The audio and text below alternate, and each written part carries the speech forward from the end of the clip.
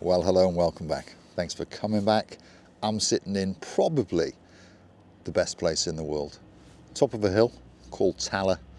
Obviously there's a bus in my way, we know that from now. But I've got a little view down there and a little view over there, and the sun is starting to rise, there's no doubt about it. And I think we're going to have a fabulous, fabulous day on the island of love, which of course is Cyprus. We had a little bit of rain through the night, which explains why it's a little bit dampish looking, and it explains why it's a little bit chilly, because when I got out the car about half an hour ago, it was 12 degrees. No, it was 10 degrees, but it feels like 12 degrees now. So it's warming up slowly. In the last video, we talked about living in Paya. In this video, especially for Kerry, we're going to talk about living in Tala, because I've lived in Tala as well. And Tala is a strange little place. I don't mean that as an insult, but there's actually not a lot in Tala. There is the village square, and there's quite a few restaurants around there, but apart from that, there's not a lot in Tala. Why is that, I hear you ask? Well, the reason for that is because, of course, it's so close to Paphos. And of course, if you go that away, you come out to Masoi, and if you go that away, you come out to Kasoniga, and if you sort of go that away, you go into central Paphos. So it doesn't need to have that much, because of course, literally in a 10-minute drive, you are in central Paphos. So that's the advantage of living in Tala.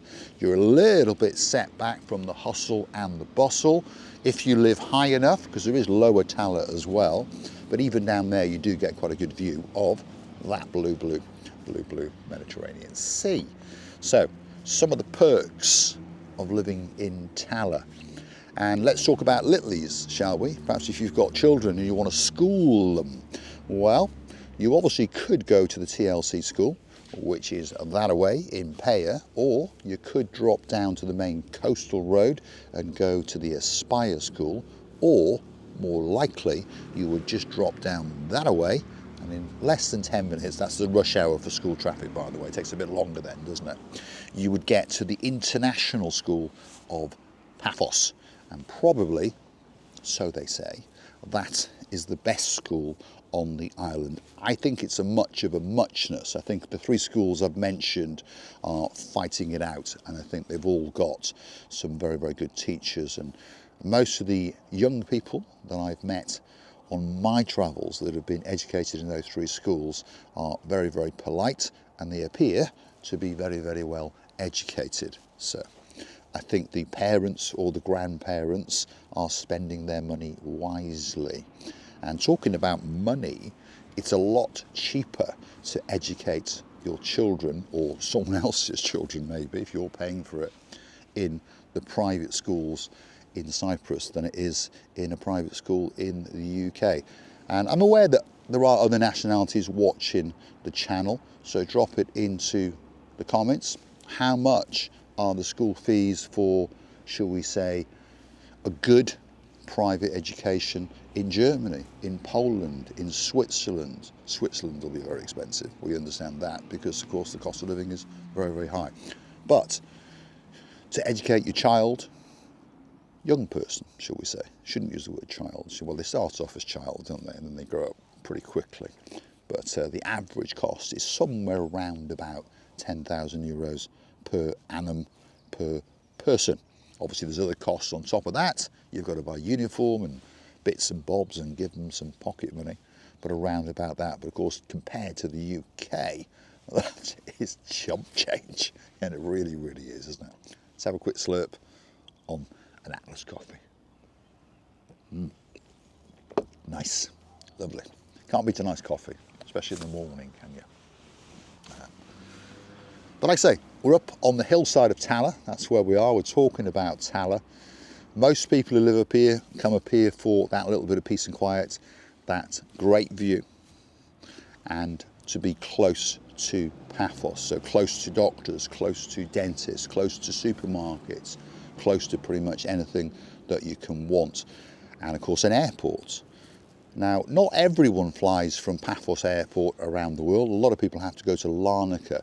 If you're in the oil and gas industry and you're located in Cyprus, in Paphos, often they have to travel to Larnaca. But that's another story, isn't it? The closest airport is Paphos Airport. It can connect to most places, there's no doubt about that.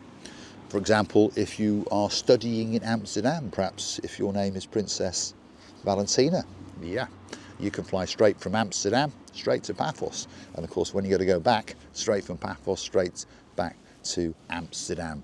And of course, that ticket will be paid for by, yes, he knows who will be paid for, Lord and Aldo, and of course his French beauty, Lady Sylvie. And they live in Sada. I'm not going to give the game away and tell you too much about them, obviously, but that's not that far over there. So it's on the same sort of mountainish side. And they chose up there for the same reasons as what I've just talked about.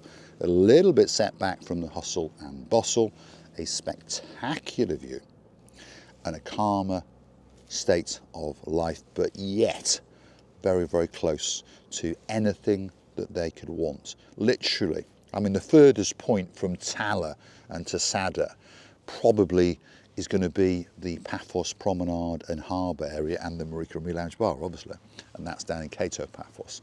So from Tala to the harbour area, quickest route probably is going down that way and dropping straight down, and that's going to take you 20 to 25 minutes subject to traffic. But like I say, if you drop into the centre of Paphos, and if we call the old town, shall we say, that's about the central point of Paphos, whether you go that way or you go that way from Tala, going to take you 10 to 15 minutes, sticking to the speed limits, subject to traffic and the time of day, isn't it? Lunchtime can be a bit frantic as people are racing backwards and forwards from work. Yes, one of the little peculiarities of living in Cyprus. I keep telling you, it's quite relaxed and calm.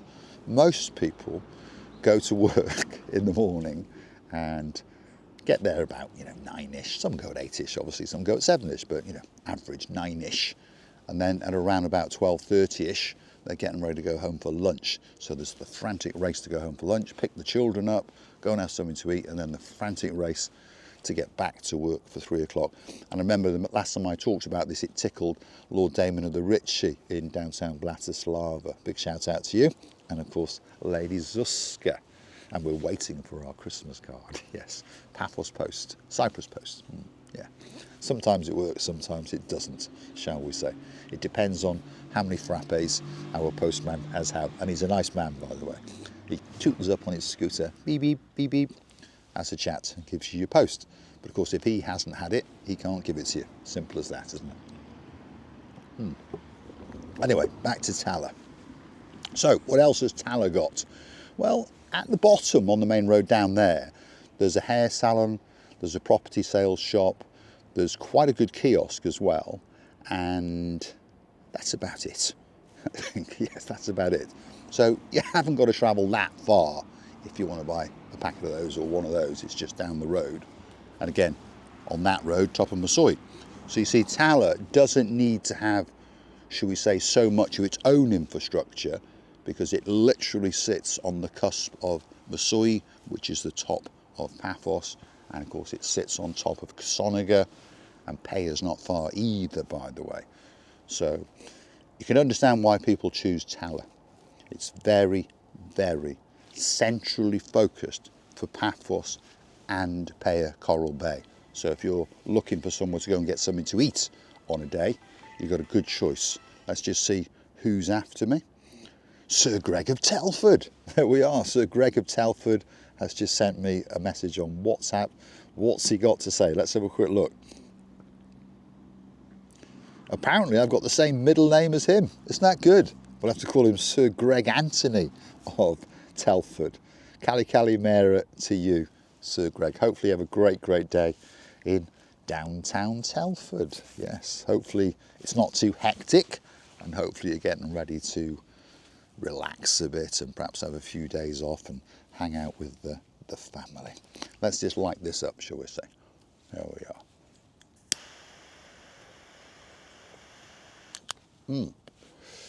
On that note, I'm going to say thanks for watching. If you like what you see, hit the like, smash that subscribe. Please don't forget to keep on coming back. You never know what I'm going to talk about next, do you? You see. So you give me the ideas and I'll talk about it. And hopefully it'll entertain you, hopefully. Mr. Paul's weird views of things in life and the odd diversion as we do. If you want to keep the channel afloat, like I say, go and understand the Buy Me a Coffee platform. I'd like to say a big, big thank you to quite a few people who are joining us. If you are all the way over in Mansfield, if your name is Sir Carl, you've got your own blonde beauty. That's Lady Bex, and of course a young man who likes a chocolate ice cream or two, Viscount James. We wish you a fantastic Christmas, and we're looking forward to seeing you at the Marika and Me Lounge Bar next summer for your birthday. And there will be a little drink on that bar waiting especially for you, but it'll be on the roof, so make sure you big a long ladder as we all have a good laugh, and we'll film you as you climb up to get it. Talking about the bar, if you want to get involved, perhaps you'd like to get your name on the Wall of Fame, on the Hollywood staircase, all you've got to do is hunt us down on PayPal. Paul G Cyprus, Paulgee Cyprus. Up will come a little picture of me and Marika as we say a massive thank you as you gift us a couple of bob or two. £50 is what it costs you to get your name on a brick. £100 if you want to have a swinging star, yes, with your name on it, or perhaps one of our exclusive steps on the Hollywood staircase.